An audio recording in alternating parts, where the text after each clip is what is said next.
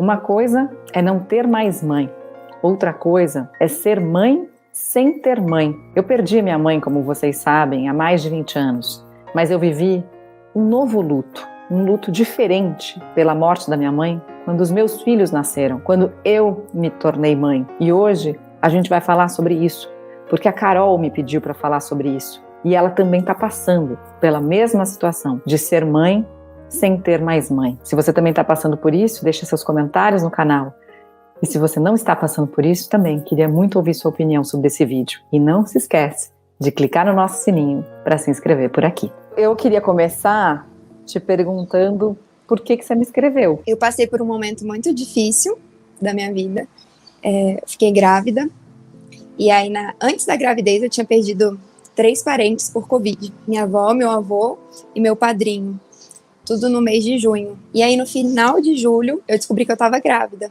Aí foi aquela notícia boa, né, pra animar a família toda. E era a primeira neta da minha mãe, do meu pai. Então, todo mundo ficou muito feliz na época. A minha gravidez não foi como eu imaginei. Eu fiquei muito pra baixo. Eu me sentia muito, muito mal. Autoestima baixa, não tinha vontade de fazer nada. Eu sempre fui muito, muito ativa, sabe? Adorava malhar, adorava fazer as coisas pelos outros também. E aí eu me vi não sei, só queria ficar em casa mesmo, sabe? Na cama, e eu vomitava muito também no começo da gravidez. E aí, quando as coisas começaram a melhorar, a minha mãe teve uma parada cardiorrespiratória muito séria, muito grave. Ficou internada quase um mês e faleceu. Quando ela faleceu, a Júlia tava com 5 meses. Aí, pra mim, foi aquele tombo, né? Tipo, eu melhorei, aí ela teve a parada, e quando ela já teve a parada, eu já fiquei muito ruim, porque eu não tinha estabilizado, né, da gravidez ainda, e são muitas emoções. Eu tava melhorando, e aí tive essa queda, né? E aí ela faleceu em novembro, foi muito, muito difícil pra mim. Minha mãe era minha melhor amiga. E eu não conseguia, sabe, associar que eu ia ter uma filha sem a minha mãe por perto. Pra mim, não sei.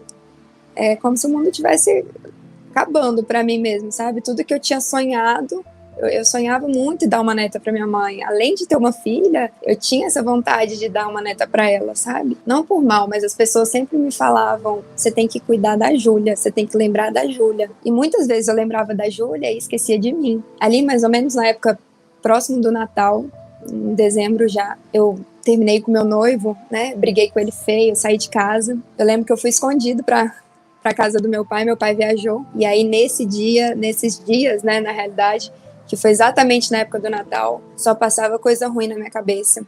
E eu ficava assim o dia todo na cama, muitas vezes sem vontade de comer, sem fazer nada, e eu ficava pensando, né, meu Deus, o que eu vou fazer da minha vida agora? Eu tô com um neném aqui dentro, nada me levanta, enfim, aí eu comecei a pensar nas piores coisas, né, que é o suicídio. E eu pensava e me culpava, eu falava, meu Deus, mas se eu me matar, eu não vou me matar só, eu vou matar eu vou matar minha filha. E aí, hoje tudo a gente pesquisa na internet, né? E seu vídeo apareceu pra mim, o seu vídeo do TED. E eu lembro que na descrição do vídeo, falava que você teve depressão pós-parto. Se você não quiser se ajudar, ninguém vai conseguir te ajudar. Isso. E aí, quando você começou a falar e você falou da perda da sua mãe, com essa frase, né, chamou tanto a minha atenção, que eu vi a minha mãe ali falando isso, porque a minha mãe, quando eu tava nos meus dias ruins, era ela que tava ali, batia na porta e vinha me dar colo, né, e aí essa frase mexeu muito comigo, e aí eu me deu um toque. Talvez eu precisasse procurar ajuda, porque ninguém, nem o meu noivo, nem o meu pai, nem meus irmãos, ninguém poderia fazer por mim. Por mais que tivesse ali em contato sempre, quisessem ajudar, eu não estava permitindo ser ajudada. Então eu precisava de ajuda e eu precisava procurar ajuda. E eu não tinha mais a minha mãe para me falar isso. Então essa frase mexeu muito comigo e eu me identifiquei muito, porque você mostrou o final feliz, né? Dentro da maternidade. A minha filha não tinha nascido ainda, mas eu vi que eu poderia me reerguer. Quem sabe isso não pode acontecer comigo também, se eu procurar ajuda. Aí depois desse vídeo que eu assisti seu, tudo se transformou, literalmente. Por isso que eu te mandei mensagem. Não sei, parece que em janeiro nasceu outra Carol. Claro que não foi do dia pra noite, sabe? Mas foi em menos de, 2, 3 semanas. Claro que a medicação que eu comecei a tomar foi forte, e a medicação me ajudou demais.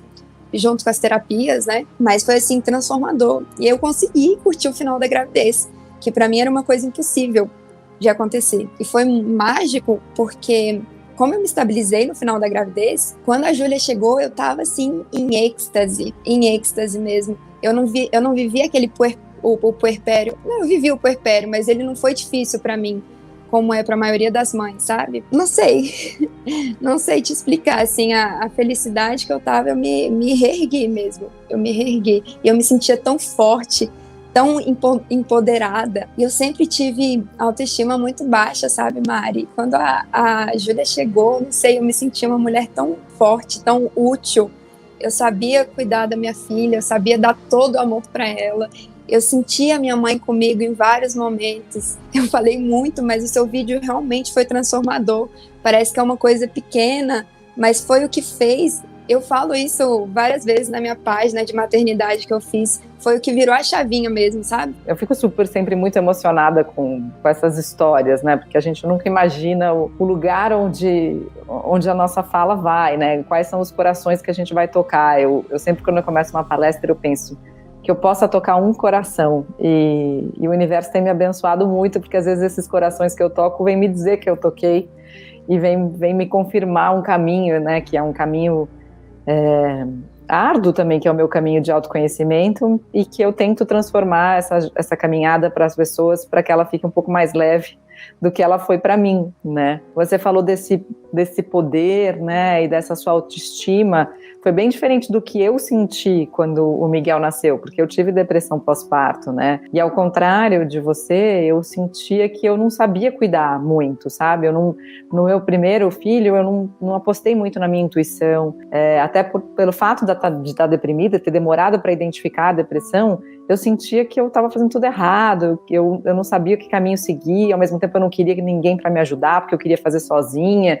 Eu tinha uma questão de não confiar em ninguém, porque eu pensava assim, cara, só se a minha mãe estivesse aqui, eu podia de fato entregar esse bebê e ficar relaxada e tirar o sono da tarde, que eu vejo muitas mães puérperas tirando sossegadas, né? Sim. Eu não sei se em algum momento você sentiu algo parecido. Depois da gravidez, não. Eu senti antes, sabe? Você até fala isso no vídeo, que eu acho que você começou a ter a depressão durante a gravidez. Que você começava a se comparar, a se sentir com a autoestima baixa mesmo, né? Que foi o que eu tive. Agora, a falta da minha mãe foi na hora de escolher as coisinhas do quarto, na hora de comprar as coisinhas, sabe? Eu falava, meu Deus, eu tinha minha sogra, tinha meu noivo, mas cadê a mãe, sabe? Pra estar ali, pra opinar, pra comprar as roupinhas, fazer o enxoval. Isso que foi um baque muito grande. Eu falava, meu Deus, eu acho que eu não levo jeito com criança. Como que segura um bebê? Não sei, eu não vou saber fazer e não vai ter ninguém para me ensinar. Onde eu senti a falta da mãe mesmo, de sofrer, foi ali no finalzinho da gravidez. Na realidade, quando eu estava antes de ser tratada, né? Eu sonho muitas vezes com a minha mãe, conhecendo a Júlia, brincando com a Júlia, sorrindo com a Júlia, e saber que eu não vou poder viver isso é muito frustrante. É muito frustrante, né? É muito frustrante. Eu acho que você sabe exatamente como que é isso, né? Algo que eu não sei se você sentiu isso de alguma maneira, mas para mim uma coisa que foi muito... Como eu perdi minha mãe muito antes de ser mãe, né? Eu tinha 20 anos e eu fui mãe só aos 35. Ser mãe naquela época nem passava pela minha cabeça. E eu não tinha muita ideia do que era ser mãe, né? Como eu acho que a maior parte de nós não tem, né, nessa idade dos 20. A gente pode imaginar, mas não tem. E aí, quando eu virei mãe, eu falei, nossa, mas então é isso, ela fez tudo isso por mim. Ela acordou de madrugada, ela me amamentou, né, ela enfrentou as minhas cólicas, ela enfrentou esse horário do crepúsculo, né, do entardecer, que é aquele horário desafiador para quem está com um bebê pequeno. Ela fez essa introdução alimentar, ela limpou toda essa sujeira. Eu não disse nem obrigada, porque eu nem sabia que ela tinha feito tudo isso. Então, para mim, essa foi uma dor muito grande, assim, de não poder ter reconhecido em vida todo esse esforço, que é um esforço brutal que a gente faz quando a gente é mãe recente, né, de filho pequenininho. Depois as coisas aliviam um pouco, né, o trabalho vai mudando, mas esse trabalho do começo, é um trabalho muito braçal, né? Muito cansativo. Sim. Eu não sei se é que você chegou a ficar um período grávida com a sua mãe, né? Fiquei, ela até chegou a descobrir o sexo, né? Que era a menina. E ela ficou feliz? Foi no chá revelação, ficou super feliz. Super feliz. E ela já sabia o nome também, então? Sabia, mas eu senti muito isso também, essa vontade de agradecer, de falar. Muitas vezes me culpei, me peguei me culpando, né? Por quê? Quando você me culpei pela mesma coisa de não ter agradecido, porque a gente não sabe, a gente não tinha ideia, né, de como era. Como eu te falei, eu nunca imaginei ter a minha filha sem a minha mãe. Nunca. Eu não cheguei a falar aqui pra você, Mari, mas minha mãe teve um AVC, igual a sua mãe. Eu tinha 23 anos e minha mãe teve um isquêmico que evoluiu para um hemorrágico. Ela teve várias sequelas. Uma delas foi que ela ficou afásica, foi a maior de todas, né? Na época ela ficou em coma, ficou muito tempo sem andar, paralisou totalmente um lado, mas depois de um tempo ela foi voltando. E eu ajudei muito a caminhada dela, a evolução dela, né? Mas ela te agradeceu? Porque a sensação que me deu quando você começou a falar isso é que você queria, de uma certa maneira, dizer que talvez você tenha ajudado também, talvez você tenha devolvido parte do que ela fez para você quando você era pequena, cuidando dela numa situação de vulnerabilidade dela também, que normalmente a gente só vive isso quando a mãe é muito velha, né? Sim, isso eu me senti muito, muito confortável, muito, em relação a isso. Mas uma hora que eu me senti muito culpada foi porque os últimos momentos que eu tive com a minha mãe não foram momentos incríveis igual esses que a gente viveu na evolução dela, entendeu? Porque eu tava pra baixo por causa da gravidez. Eu tava, sabe, desanimada, com a autoestima baixa. Quando eu tava com ela, quando a gente fazia lanche, era como eu estivesse ali, mas não estivesse. Sim. Então eu me culpei muito por isso, de não ter agradecido, de não ter aproveitado os últimos momentos. Claro que a gente nunca sabe, né, quando que vai ser. Mas as pessoas sempre me falavam muito isso. Carol, você lembra o que você fez pela sua mãe? Tanto que quando eu falei que os meus avós faleceram ano passado, né? Quem faleceu foi o pai e a mãe dela. Eu já não tinha os outros dois avós. Então, eu tinha muito essa vontade de dar essa alegria para ela, né? Tanto que eu esperei o dia do aniversário dela, do ano passado. Eu descobri que eu estava grávida dia 27 de julho. Eu falei para ela dia 4 de agosto, que era o dia que ela fazia 60 anos. E quis dar como presentão mesmo, sabe? Mãe, você vai ser avó. E isso me doeu muito, Mari, ter programado tudo na minha cabeça, sabe? Para minha mãe ser vó, ela poder viver aquilo ali, não ter dado certo, sabe? Como se eu tivesse planejado para isso. E você acha que ela aproveitou um pouquinho essa alegria da notícia de ser vó? Que ela curtiu um pouquinho ser vó mesmo antes da Júlia nascer? Ela ter ido no chá revelação, participar desse momento, descobrir o nome, né, que ia ser Júlia, foi muito importante. O chá revelação foi um mês antes da parada dela. Mas eu tenho certeza que ela viveu esse momento, né, de forma muito intensa, muito feliz. Mas eu te falei que eu sou espírita, né? Uhum. Eu tenho muito forte dentro de mim que a minha mãe conheceu a Júlia antes de mim, sabe? Antes da Júlia vir ao mundo mesmo, ela teve algum encontro com a minha mãe. Que lindo.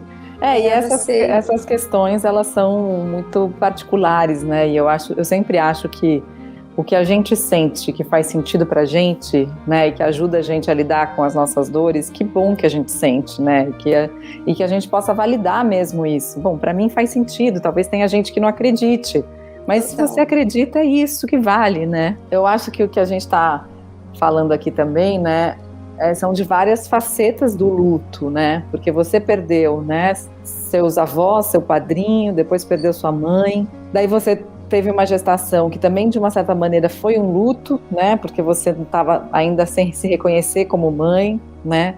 Aí depois, no meio da gestação, você perdeu a sua mãe, né? E aí tem esse luto de você pela mãe, mas tem esse luto de você pela neta também, né? Que você vive pela sua filha, um luto também que ela nem sabe, né, que existe, mas que um dia ela vai saber e vai conhecer a sua mãe através das histórias que você conta, né, além desse encontro que elas já tiveram, mas ela vai também ter outros encontros com a memória da sua mãe, e esse luto que a gente vai vivendo aos pouquinhos, né, no primeiro dia das mães, depois às vezes que a gente é pego de surpresa por alguma coisa que nos lembra né, das nossas mães, enfim, são muitas etapas do luto, né? E se você tivesse que dar um recado para quem está passando por um momento delicado na gravidez, ou por quem perdeu a mãe recentemente, né? Tanta gente perdeu a mãe agora com essa pandemia, que recado você daria? Bom, se eu pudesse dar um recado para as mães grávidas, ou mães, ou quem está grávida mesmo, está passando por um luto de qualquer familiar da mãe, procure ajuda, não sofra sozinha e também não se culpe por estar sofrendo.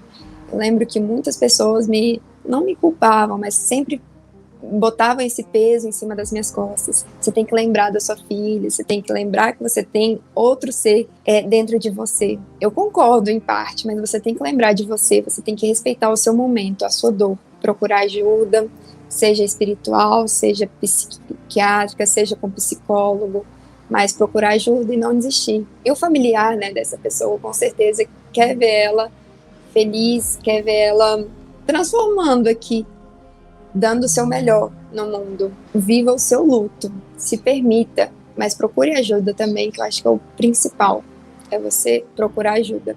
Ai, obrigada, adorei. Carol, prazer imenso te conhecer. Um beijo para vocês três, então, para Patrícia, para Júlia e para você. Obrigada por tudo que você fez por nós, mesmo sem saber.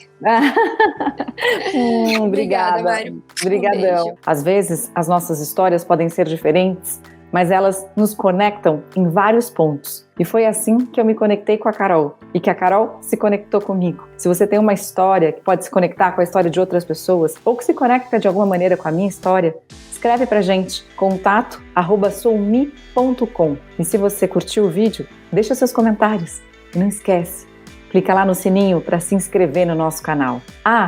E o TEDx, que a Carol comentou, o vídeo em que eu falo da morte da minha mãe e da minha depressão, tá também na descrição desse vídeo, o link para você achar esse conteúdo. Um beijo, se cuida e a gente se vê.